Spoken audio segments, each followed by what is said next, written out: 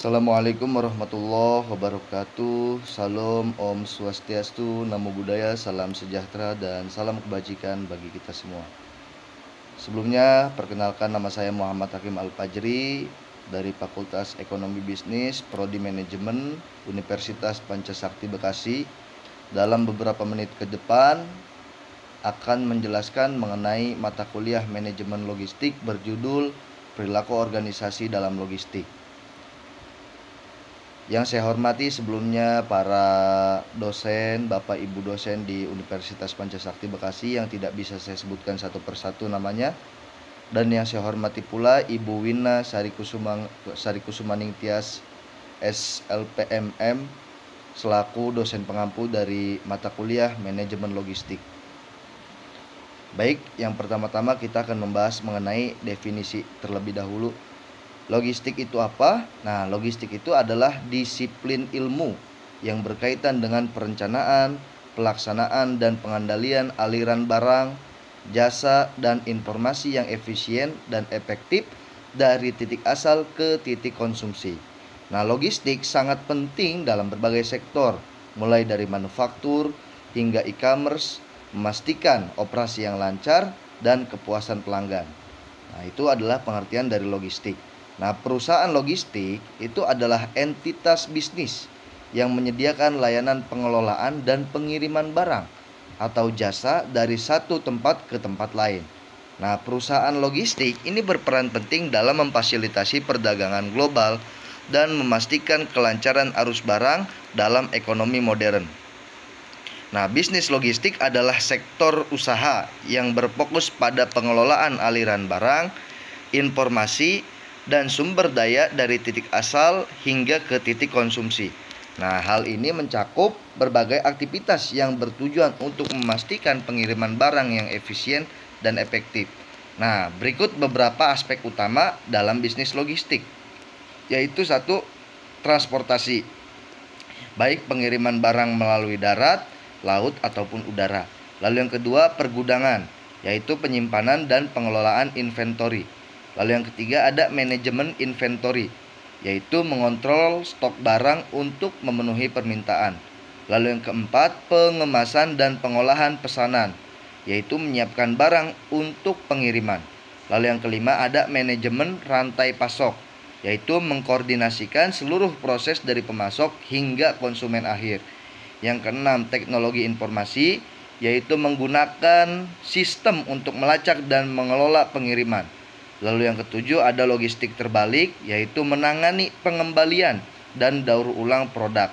Lalu yang kedelapan, layanan nilai tambah seperti perakitan, pelabelan, atau kustomisasi produk. Lalu yang kesembilan ada konsultasi logistik, yaitu memberi saran kepada perusahaan lain tentang optimalisasi operasi logistik mereka. Nah, bisnis logistik ini sangat penting dalam ekonomi global saat ini, karena memungkinkan perdagangan internasional dan memastikan barang sampai ke konsumen pada tepat waktu. Nah, itu definisinya. Lalu bagaimana sistem manajemen logistik? Nah, sistem manajemen logistik adalah kerangka kerja yang terintegrasi yang digunakan untuk merencanakan, mengimplementasikan, dan mengendalikan aliran barang, informasi, dan sumber daya dalam rantai pasok. Nah, berikut adalah komponen-komponen utama dan karakteristik sistem manajemen logistik. Yang pertama ada komponen utama, yaitu meliputi manajemen permintaan dan peramalan, pengadaan dan manajemen pemasok, manajemen inventory, manajemen transportasi, manajemen pergudangan, manajemen pesanan, dan manajemen distribusi. Lalu yang ketiga ada integrasi informasi. Nah, hal ini meliputi sistem informasi yang terintegrasi yang menghubungkan semua komponen. Lalu ada juga pertukaran data real time antar departemen dan juga mitra bisnis. Lalu yang ketiga ada optimalisasi. Nah, hal ini meliputi penggunaan algoritma dan analitik untuk mengoptimalkan rute, inventory, dan juga sumber daya. Lalu yang keempat ada visibilitas rantai pasok, yaitu kemampuan melacak barang dari asal hingga akhir tujuan. Lalu juga ada transparansi dalam setiap tahap proses logistik. Lalu yang kelima ada otomatisasi. Nah, hal ini meliputi penggunaan teknologi untuk mengotomatisasi tugas-tugas rutin, juga mengimplementasi sistem robotik di gudang dan pusat distribusi. Lalu yang keenam ada manajemen kinerja. Nah, hal ini meliputi pengukuran dan pemantauan atau KPI dari sebuah logistik, dan juga pelaporan dan analisis untuk perbaikan berkelanjutan. Lalu yang ketujuh, manajemen risiko. Identifikasi dan mitigasi risiko dalam rantai pasok. Perencanaan kontingensi untuk gangguan potensial. Lalu yang kedelapan ada keberlanjutan. Nah, hal ini meliputi integrasi praktik ramah lingkungan dalam operasi logistik. Juga optimalisasi rute untuk mengurangi jejak karbon. Lalu yang kesembilan ada kolaborasi. Nah, hal ini meliputi fasilitas untuk berbagi informasi dan berkolaborasi dengan mitra rantai pasok. Juga perencanaan bersama dan sinkronisasi aktivitas. Lalu yang ke-10, fleksibilitas. Nah, hal ini meliputi kemampuan beradaptasi dengan perubahan permintaan dan kondisi pasar, juga skalabilitas untuk mengakomodasi pertumbuhan bisnis. Nah, sistem manajemen logistik yang efektif itu memungkinkan perusahaan untuk meningkatkan efisiensi operasional, mengurangi biaya, meningkatkan layanan pelanggan, dan memperoleh keunggulan kompetitif dalam pasar global yang kompleks. Nah, setelah kita bahas tentang sistem dari manajemen logistik, hal yang selanjutnya kita bahas yaitu mengenai fungsi manajemen logistik. Nah, fungsi manajemen logistik itu mencakup berbagai aktivitas yang bertujuan untuk memastikan aliran barang dan informasi yang efisien dan efektif dalam rantai pasok. Nah, berikut adalah fungsi-fungsi utama dalam manajemen logistik. Yang pertama ada perencanaan. Nah, hal ini meliputi meramalkan permintaan, menyusun strategi rantai pasok, merencanakan kapasitas dan sumber daya. Lalu yang kedua ada pengadaan. Nah, hal ini meliputi memilih dan mengelola pemasok, negosiasi kontrak, dan melakukan pembelian barang dan jasa. Lalu yang ketiga ada manajemen inventory, meliputi menentukan tingkat stok optimal, mengontrol persediaan, dan mengelola gudang. Lalu yang keempat transportasi, yang mana meliputi memilih moda transportasi, merancang rute pengiriman, dan juga mengelola armada. Lalu yang kelima, pergudangan. Nah, hal ini meliputi mendesain tata letak gudang, mengelola penyimpanan dan pengambilan barang, mengoptimalkan penggunaan ruang. Lalu yang keenam, ada pengemasan dan penanganan material, yang mana meliputi merancang kemasan yang efisien, mengelola peralatan penanganan material. Lalu yang ketujuh, ada manajemen pesanan, di mana meliputi memproses pesanan pelanggan, melacak status pesanan, juga mengelola pengembalian, reverse logistik. Lalu yang kedelapan ada distribusi, yang mana meliputi pengelolaan jaringan distribusi dan pengkoordinasian pengiriman ke pelanggan. Lalu yang kesembilan ada manajemen informasi, yang mana meliputi pengelolaan sistem informasi logistik, penganalisasi data untuk pengembalian keputusan. Lalu yang ke-10 ada manajemen risiko, yaitu meliputi mengidentifikasi dan mengelola risiko rantai pasok dan menyusun rencana kontingensi. Lalu yang ke-11 ada pengukuran kinerja. Hal ini meliputi menetapkan dan memantau KPI logistik dan juga melakukan perbaikan yang berkelanjutan. Lalu yang ke-12 ada kolaborasi. Nah, di mana hal ini meliputi menjalin kemitraan dengan pemasok dan pelanggan, juga mengkoordinasikan aktivitas lintas departemen. Nah, setelah kita tahu tentang fungsi dan komponen-komponen dalam manajemen logistik, lalu timbullah sebuah pertanyaan, untuk apa manajemen logistik ini, atau tujuan apakah yang ada dalam manajemen logistik ini? Nah, tujuan utama manajemen logistik itu adalah untuk memastikan efisiensi dan efektivitas dalam pergerakan barang, informasi, dan sumber daya dari titik asal hingga titik konsumsi. Nah, berikut adalah tujuan-tujuan spesifik manajemen logistik. 1. Kepuasan pelanggan, yaitu memastikan pengiriman tepat waktu, menyediakan layanan berkualitas tinggi, merespons cepat terhadap permintaan pelanggan. Lalu yang kedua, optimalisasi biaya, meliputi mengurangi biaya transportasi dan penyimpanan, mengoptimalkan penggunaan sumber daya, dan meminimalkan biaya inventory. Lalu yang ketiga, efisiensi operasional, meliputi meningkatkan produktivitas, mengurangi waktu siklus, dan mengoptimalkan aliran barang dan informasi. Lalu yang keempat, peningkatan visibilitas rantai pasok, yaitu meliputi memberikan visibilitas real time atas pergerakan barang dan juga memungkinkan pengambilan keputusan yang lebih baik. Lalu yang kelima, fleksibilitas dan adaptabilitas, yaitu meliputi merespon cepat terhadap perubahan pasar dan mengelola fluktuasi permintaan dengan efektif. Lalu yang keenam, ada keunggulan kompetitif, di mana meliputi menciptakan nilai tambah melalui layanan logistik yang superior dan juga meningkatkan daya saing perusahaan. Lalu yang ketujuh, ada manajemen risiko, di mana meliputi mengurangi risiko gangguan rantai pasok, meningkatkan kesalahan operasional. Lalu yang kedelapan, keberlanjutan, yang dimaksud adalah mengurangi dampak lingkungan dari operasi logistik, juga mengimplementasikan praktik logistik yang hijau. Lalu yang kesembilan, ada integrasi rantai pasok, yaitu meningkatkan koordinasi antara semua pihak dalam rantai pasok dan juga mendorong kolaborasi dengan pemasok dan pelanggan.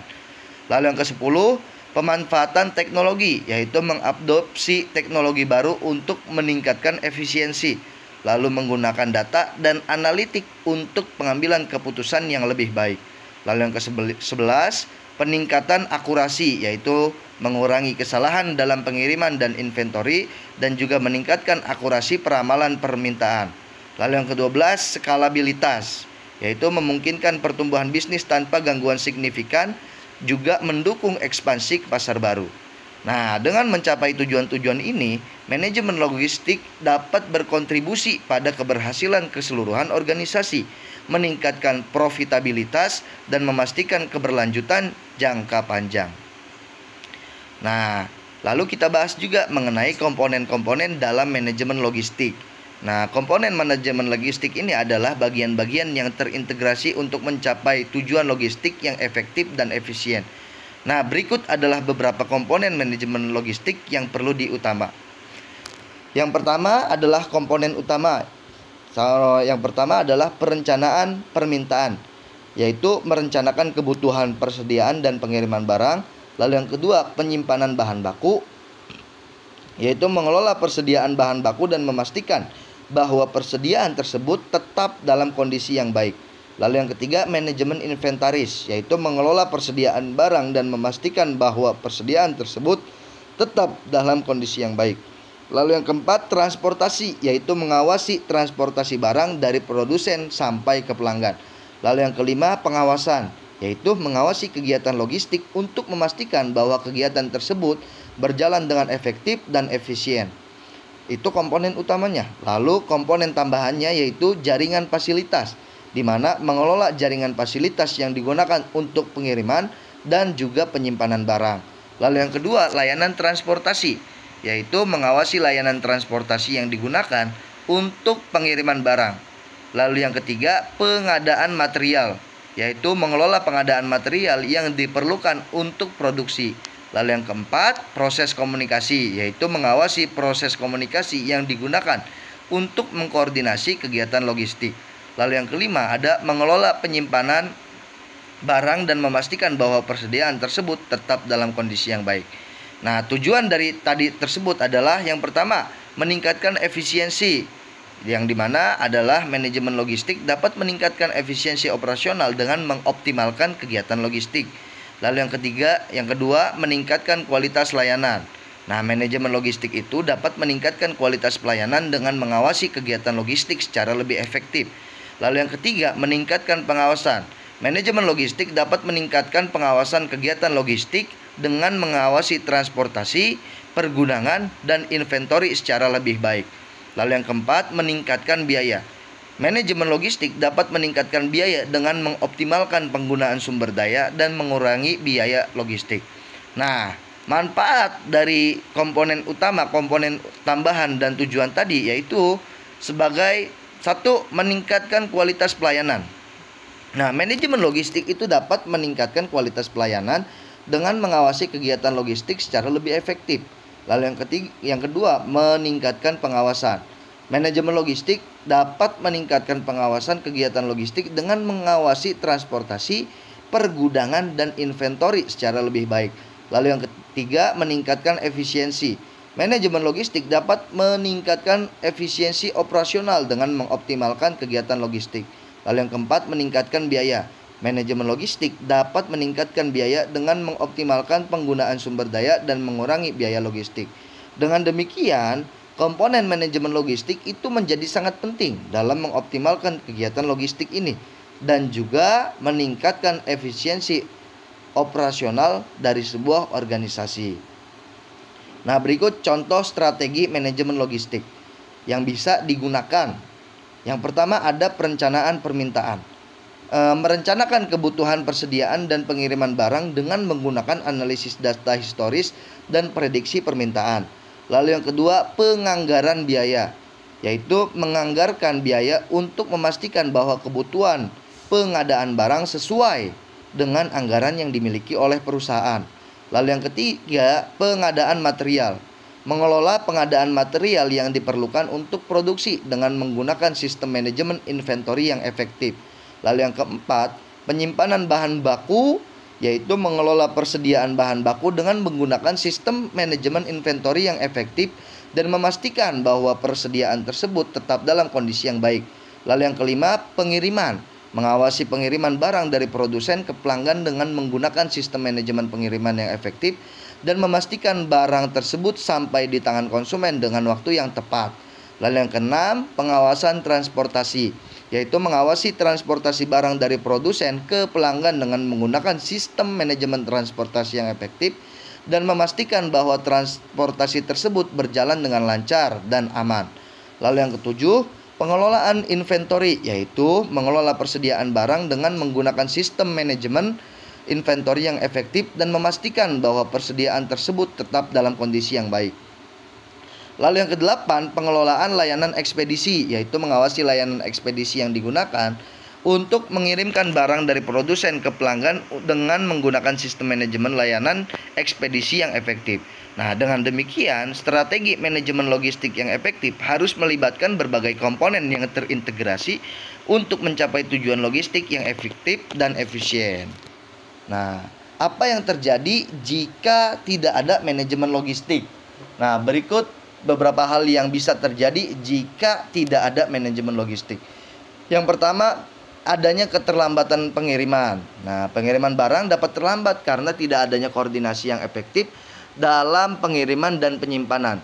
Lalu yang kedua, biaya yang tidak efisien. Nah, biaya pengiriman dan penyimpanan barang dapat meningkatkan karena tidak adanya sistem manajemen yang efektif untuk mengoptimalkan penggunaan sumber daya.